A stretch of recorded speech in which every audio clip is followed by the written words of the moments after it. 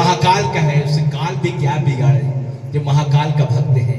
तो कलयुग से बचना है तो आपको सद्बुद्धि भजन आपको करना पड़ेगा, आपको नित्य भगवान का सुमिरन करना पड़ेगा। एक हम लोग भजन गाते थे कि मस्त जवानी में भजन कर, मस्त जवानी में बुढ़ापा किसने देखा है।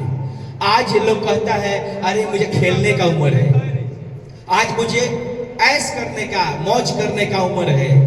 अरे कब प्राण टूट जाएगी भैया कोई नहीं जानता है, आज कब निकल जाएगी प्राण कोई नहीं जानता है। इसलिए भजन कर। आज प्रहलाद की उम्र कितनी थी? 5 साल के आयु में प्रहलाद नारायण नारायण नारायण करते हुए आज श्रीमन को प्राप्त कर लिए 5 साल के आयु में। तो हम तो इतनी उम्र है, तो हम अगर अपने परमात्मा के तरफ 2 कदम आगे बढ़ते हैं तो परमात्मा 4 कदम आपके पास आकर आपके हाथ पकड़ेंगे। कृष्ण कन्हैया कहते हैं कि आप बढ़ो तो सही, मेरे तरफ आओ तो सही, मैं तुम्हें सहारा ना दूं तो कहना। तो कहने का तात्पर्य यह है कि हमें कलयुग के प्रभाव से बचना है तो बहुत सारी चीज को छोड़ना पड़ेगा, बहुत सारी चीज को हम दूर करना पड़ेगा, तभी कलयुग आपसे दूर हो सकता है। अन्यथा आपको कलयुग हमेशा चपेटे में लेगा। अब कब आपको दुनिया से अलविदा कह देगा कोई नहीं जानता है। इसलिए भजन करिए, नित्य उठिए, प्रभु का नाम सिमरण करिए। बहुत ही आज भजन भी बहुत प्यारे प्यारे भजन होते हैं। आज कोई भी मंत्र एक जाप ले लीजिए, उस जाप को करिए। आज हमारी दावा है कि आपको आसपास कलयुग कभी नहीं आ सकता है। जब कलयुग धरती पर उतर रहा था तो उस वक्त ये भूखंड जो आर्यावर्त जो हुआ करता था, महाभारत जिस टाइम हुआ था, तो यहाँ का राजा कौन थे? राजा परीक्षित। राजा परीक्षित इस भारत देश का राजा हुआ करते थे। जब कलयुग धरती पे उतरता है, जब कलयुग धरती पे उतरता है तो हंसता है, जोर से हंसता है। तो राजा परीक्षित बोलते हैं कौन हो तुम और हंस क्यों रहे हो? तो कलयुग कहता है महाराज कलयुग का प्रणाम स्वीकार करें। कलयुग तुम?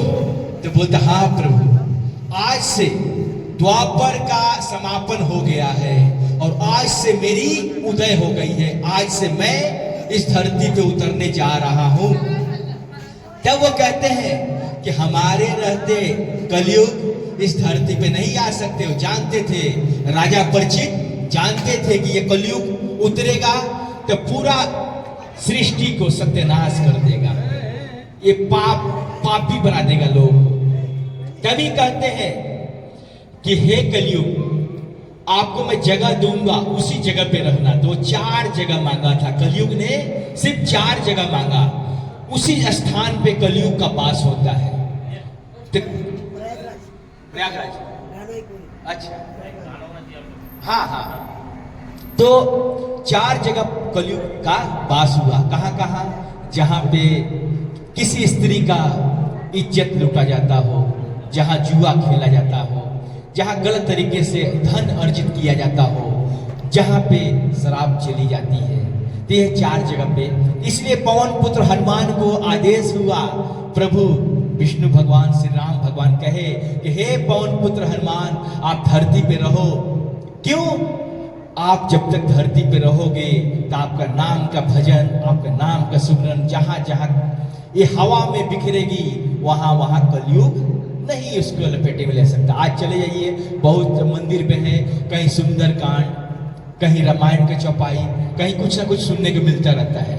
ये शंख जो बजती है ना, ये शंख ये आम शंख नहीं है। शंख में ये ध्वनि में इस सकारात्मक ऊर्जा को लेके जाती है, नकारात्मक ऊर्जा आपको हवा में फैलती है तो आपको दूर चली जाती है। तो बहुत सारी चीजें हैं जो हमें ज्ञात नहीं होती है कि प्रभु ने हर चीज। आज देखो सुधीर का भी, आज मैं 20-25 साल से भी जानता हूं, आज सुबह शाम भोले बाबा का आज सुमिरन करता है।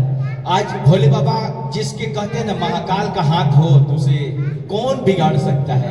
इसी बात पे एक बहुत ही प्यारा सा भजन हमारे महाकाल, हमारे देवों के देव महादेव के नाम पे बहुत सा सुंदर सा गीत, और ये हमारे भैया के लिए